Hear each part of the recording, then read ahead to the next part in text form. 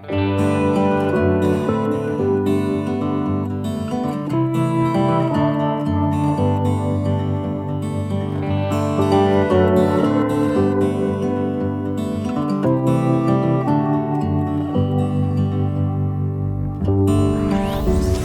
¿qué tal? ¿Cómo están? Bienvenidas y bienvenidos a Salud y Amor. Tenemos hoy un programa súper especial que lo vamos a dividir en dos partes.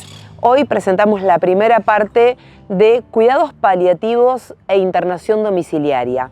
El equipo interdisciplinario que funciona en el Hospital Evita y se encarga de estas dos técnicas medicinales nos reciben, están cumpliendo 10 años y vamos a hablar con ellos de todo lo que implica su trabajo, para quienes están destinados los cuidados paliativos o de internación domiciliaria y cómo tienen que hacer para acceder a ellos. Cuenta la historia que en el siglo IV a.C. se empiezan a registrar los primeros lugares, como hospicios, dispuestos para peregrinos y enfermos que buscaban refugio y cuidados. Se toman estos hechos como el inicio de lo que hoy llamamos espacios de cuidados paliativos, recientemente legislados en nuestro país, pero con larga data en la historia de la humanidad y más de una década de existencia en la provincia de La Pampa. A lo largo de los años, los modos y el concepto de los cuidados ha ido cambiando y evolucionando. De aquellos antiguos hospitales medievales ligados a la religión, hasta la década del 60, cuando en Londres, una médica comienza a transformar la atención que reciben los pacientes oncológicos, acompañándolos hasta el final de la vida, administrándoles, por ejemplo, analgésicos de modo preventivo, siendo hasta ese momento que se brindaban solamente cuando el dolor era insoportable.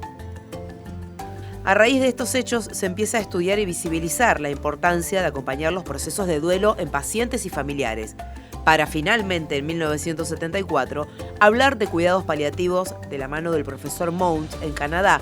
A él se lo conoce como el padre de la medicina paliativa moderna.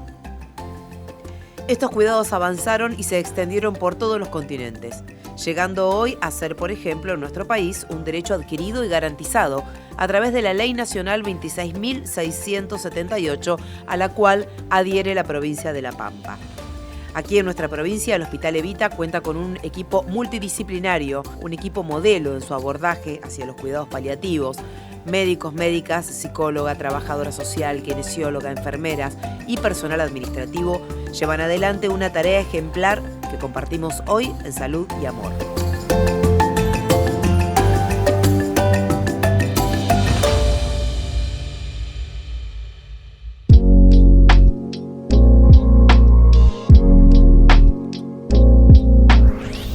Continuamos en Salud y Amor. Ustedes están viendo a dos de los profesionales de la salud que son parte de este equipo de cuidados paliativos e internación domiciliaria. Pero el equipo interdisciplinario está compuesto por kinesiología, psicología, hay personal administrativo, enfermeras. Bueno, es muy amplio, ellos lo van a contar y van a seguir profundizando sobre esta enorme tarea que llevan adelante todos los días aquí en nuestra provincia. Los cuidados paliativos son un tipo de atención integral destinada a control de síntomas y a limitar el sufrimiento y a mejorar la calidad de vida de tanto del paciente como del entorno que lo rodea, o sea, su familia fundamentalmente. Están destinados a personas que estén cursando una enfermedad grave y limitante para la vida, o sea, potencialmente mortal. Y en esto, digamos, se encuadran enfermedades oncológicas como no oncológicas también. Y fundamentalmente acompañar el proceso de enfermedad tanto del paciente y apoyar el entorno familiar para que puedan sobrellevar esta etapa.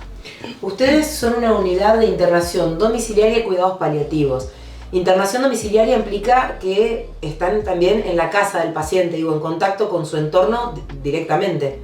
Sí, lo que tratamos de hacer es de cubrir toda la evolución de la patología. Como decía Marcela, las enfermedades crónicas progresivas y limitantes para la vida tienen un proceso. Entonces, durante ese proceso, la idea es que los cuidados paliativos estén acompañando a estos pacientes y a su familia. Nosotros le llamamos unidad de tratamiento. O sea que nosotros no atendemos al paciente. nos focalizamos en la persona y en el equipo que está alrededor de esa persona, entonces vamos tratando de adaptar la necesidad del paciente y la familia a la condición limitante que le genera la enfermedad. Entonces, en una primera instancia estamos en forma ambulatoria con los cuidados paliativos y a medida que va progresando y esa enfermedad va limitando la movilidad del paciente o la independencia, entonces llega un momento que determinamos la internación en el domicilio y hacemos los mismos cuidados y atenciones, nada más que en su domicilio en vez de en forma ambulatoria. ¿Y cómo es trabajar en este contexto de familia donde no necesariamente los cuidados paliativos son en situación de terminalidad de la vida, pero bueno, sí implica una situación grave, ¿no? Que a la familia también le implica un proceso, una modificación. ¿Ustedes trabajan, digo, en cuanto a la contención de la familia también? El equipo está formado por muchas disciplinas, aparte de los médicos, hay enfermeras, trabajadora social, una psicóloga, kinesiólogos, terapista ocupacional, y además también forman parte del equipo y aportan mucho al tratamiento de la unidad terapéutica, que es la familia y el paciente, la secretaria y los choferes, que son los que nos trasladan a los domicilios. Cuando tenemos la suerte nosotros y también el paciente o la persona de recibirlos desde tempranamente en la evolución de la enfermedad, o sea, puede ser desde el diagnóstico, que es lo ideal, se pueden ir trabajando un montón de aspectos, no solo lo médico estrictamente, sino se puede ir trabajando un montón de aspectos de la persona, como es la condición social, los aspectos económicos, espirituales, psicológicos. Entonces se hace desde muy temprano un abordaje bien integral, porque todo influye en la percepción que esta persona tiene de su enfermedad, en cómo puede ir elaborando, digamos, el proceso de aceptación, de duelo, si se quiere también. Entonces, cuanto más temprano podamos hacer este abordaje, es más fácil, de alguna manera, ir llevando la situación. Ahí me imagino también es acompañar dos procesos, ¿no? El del paciente y de las personas que están alrededor, y eso genera otra complejidad. Sí, por eso es que justamente donde estamos acá, que es el consultorio donde atendemos los pacientes, tiene esta cualidad, que no es un consultorio común y corriente, porque nosotros no atendemos al paciente, atendemos la unidad de tratamiento. Entonces vienen con sus acompañantes, que sus acompañantes pueden o no ser familiares. Muchas veces son sus amigos o son personas que los acompañan emocionalmente. Entonces no nos abocamos solamente al paciente, sino también a las necesidades de las personas que están alrededor, ya sea cuidando o acompañando en ello en forma transitoria o permanente. Entonces todas esas reuniones las hacemos cotidianamente acá, en una forma de donde está dispuesta. Toda la disposición que tiene el consultorio tiene un porqué. Porque el escritorio está sobre el costado, porque hay una ventana ahí, porque hay un sillón acá, porque hay sillas ahí o eventualmente una cama. Entonces siempre preponderamos que el paciente entre, se ubique donde él más quiere, después los familiares y después nosotros nos vamos integrando, y entonces ahí lo que hacemos es justamente eso, integrar todas las necesidades de ellos y comprender eso. Y en la misma entrevista no solamente estamos nosotros como médicos, sino que también está parte del equipo que en ese momento se encuentra acá, ya sea trabajadora social, la psicóloga, kinesiólogos. Entonces vamos viendo en forma integrada todo y aportando cada uno lo suyo. ¿Genera miedo en las personas cuando les dicen que van a pasar a cuidados paliativos o que los va a ver un médico especialista en cuidados paliativos? Sí, todavía hay como mucho tabú o mucho mito respecto de los cuidados paliativos. Muchas veces vienen derivados y no saben a qué vienen. Y realmente nos pasa aún todavía dentro del ámbito del hospital, y nosotros hace 10 años que estamos funcionando, que incluso compañeros de trabajo tienen como mucho se identifica con la muerte. Entonces sí, por ahí genera un poco de... Y vienen, a veces si los derivan, demoran en venir. Después, en algún momento, por alguna intervención, supongo que los pacientes terminan viniendo, y la verdad que la situación y el entorno que tratamos de crear es de contención fundamentalmente, y bueno, por suerte, digo, hemos tenido devoluciones en las que se han sentido muy contenidos y agradecidos del acompañamiento. Entonces, bueno, nos pone tranquilos de que de alguna manera hacemos bien el trabajo, pero sí genera por ahí un poquito de temor. Y la llegada a este equipo es generalmente a través de un médico o una médica que realiza un diagnóstico y entiende que tiene que trabajar articuladamente con ustedes. Es raro que venga un paciente por sí solo, ¿no? No tanto. O también, claro. Porque la cuestión es que muchas veces vienen o derivados del privado, o sea, de la gestión privada, o derivados de otros pacientes que tuvieron la posibilidad de pasar por acá, y muchas veces también derivados de colegas, ya sea que estuvieron internados en este hospital o en el Favaloro, o de los servicios del Favaloro, del cual trabajamos mucho porque por ahí muchas veces el diagnóstico se hace allí. Entonces, después de haber estado trabajando, interactuando con ellos, nos convocan a nosotros, entonces vamos, hacemos una primera aproximación y después, según la necesidad del paciente, viene para acá. La necesidad no solamente física, sino también esto que decía Marcela de las emociones. Entonces se entiende que hay todo un proceso de asimilación, entonces eso nosotros tratamos de respetarlo. Entonces nosotros nos hacemos presentes, digamos, brindamos nuestro servicio para cuando el paciente crea necesario que nos puede necesitar, le damos las vías de contacto y de teléfono, entonces ellos vienen, y si no, vienen muchas veces espontáneamente.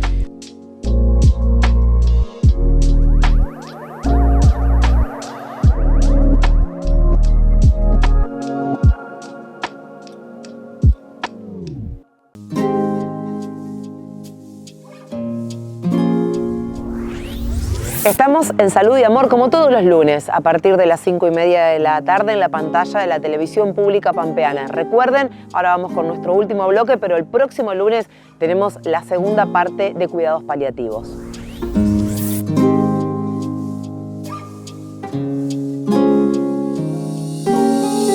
¿Cuándo terminan los cuidados paliativos? ¿Cuando pasa lo peor del diagnóstico? ¿Cuando pasa el dolor?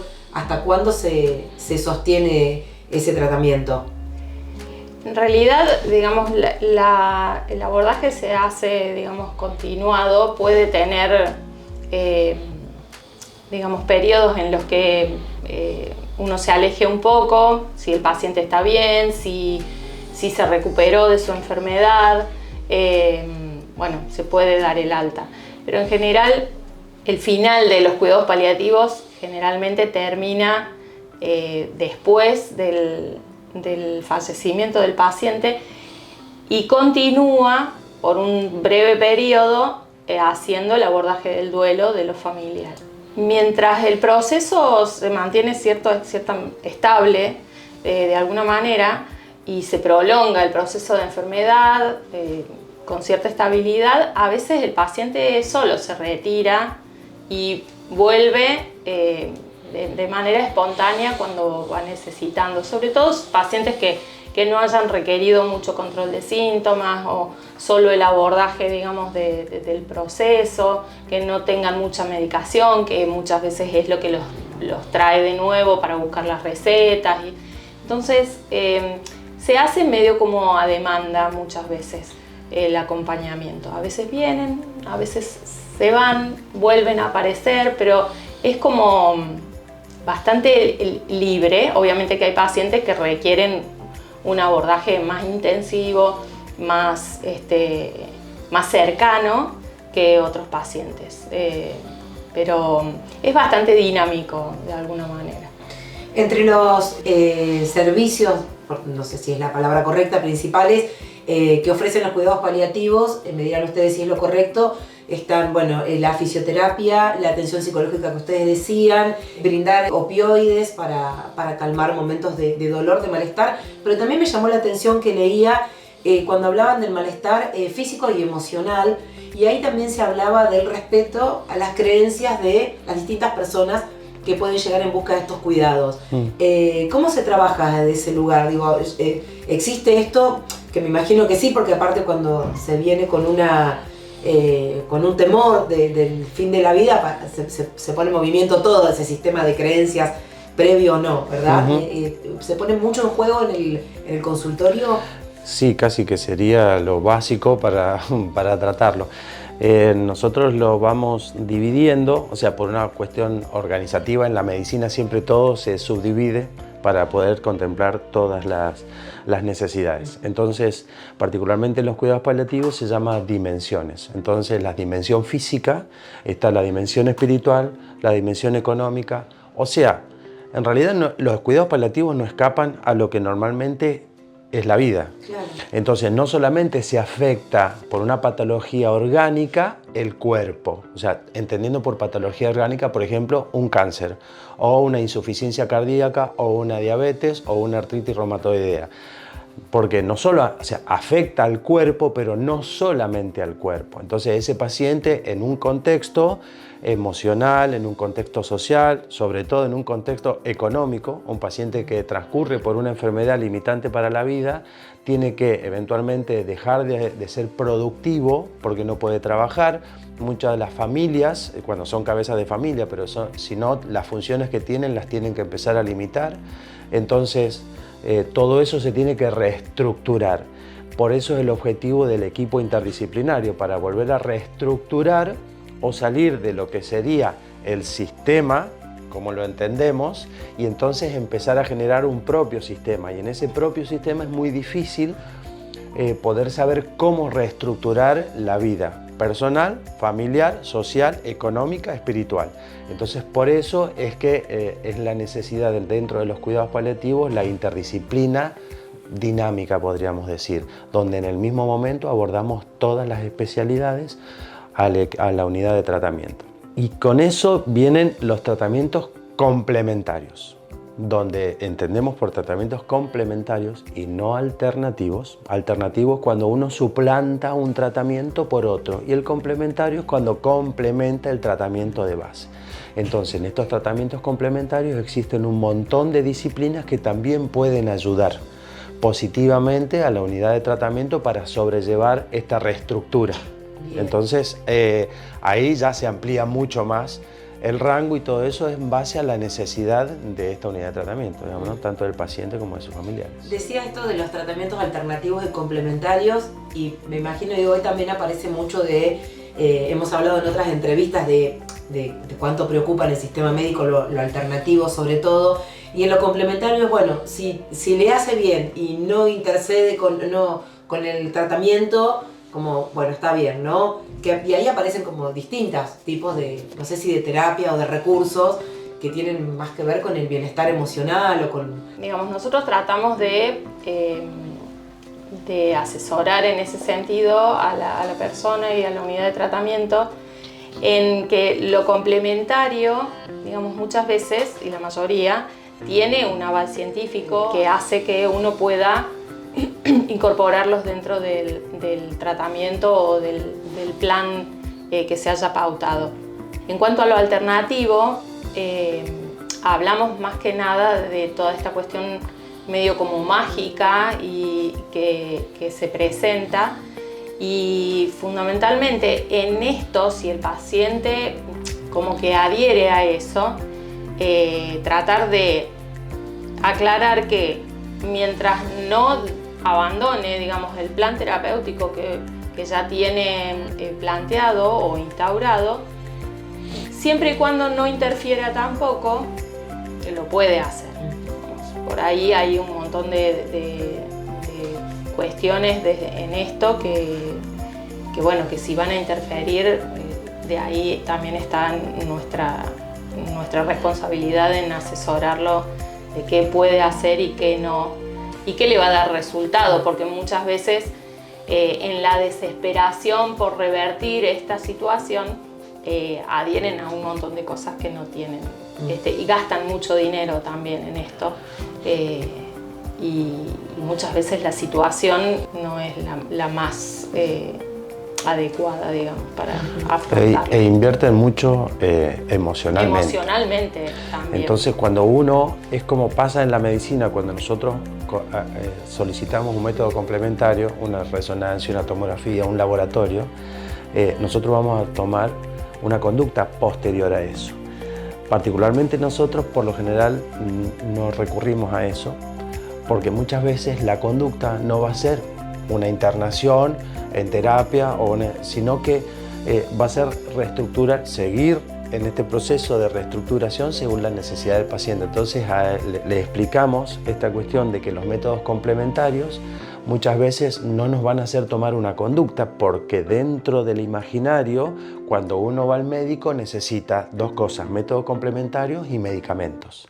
Y en definitiva, en estas circunstancias, muchas de esas veces no necesitamos ni un método complementario ni un tratamiento farmacológico específico para poder tratar por ahí muchos síntomas. Obviamente que muchos sí, porque el dolor lo tratamos con medicamentos, las náuseas, la falta de apetito, la astenia, que es el debilitamiento o el decaimiento que tiene el paciente, pero hacemos mucho hincapié también en el tratamiento no farmacológico, que es el que va a brindar el apoyo sobre el resto de los síntomas para entenderlo. Entonces, cuando nosotros ponemos algo nuevo, tenemos que explicarle al paciente qué es lo que va a hacer, cuál va a ser la condición, y siempre, por sobre todo, preservar su autonomía.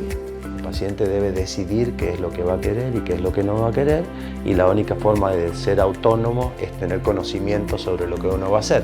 Entonces tenemos la obligación de brindarle la información para que pueda decidir, porque puede decidir de dos maneras: de una forma inconsciente o de una forma consciente. Entonces, y son decisiones que muchas veces son muy importantes, porque en base a la decisión que el paciente tome es la estrategia que nosotros vamos modificando según su necesidad. Entonces, siempre preservar la autonomía en base a la información sería como la base de lo que nosotros, o el pilar por donde nosotros tenemos que ir para entender un buen tratamiento interdisciplinario. Es un error creer que los cuidados paliativos son sinónimo exclusivo del final de la vida o que se aplican únicamente cuando ya no hay nada más que hacer. El abordaje ideal es temprano, debe iniciarse desde el diagnóstico de una enfermedad de mal pronóstico. Intervenir de manera precoz permite realizar un trabajo más profundo de adaptación y aceptación. Tomo las palabras del equipo interdisciplinario del Hospital Evita, que nos enseñan que hay pacientes que transitan sintomatología severa o crisis emocionales durante procesos donde incluso pueden curarse, y ahí están ellos para acompañar. Cuando en escenarios de terminalidad trabajan para alivianar la mochila y acompañar una muerte digna y en paz. Nos encontramos la próxima semana con la segunda parte de la Unidad de Cuidados Paliativos e Internación Domiciliaria.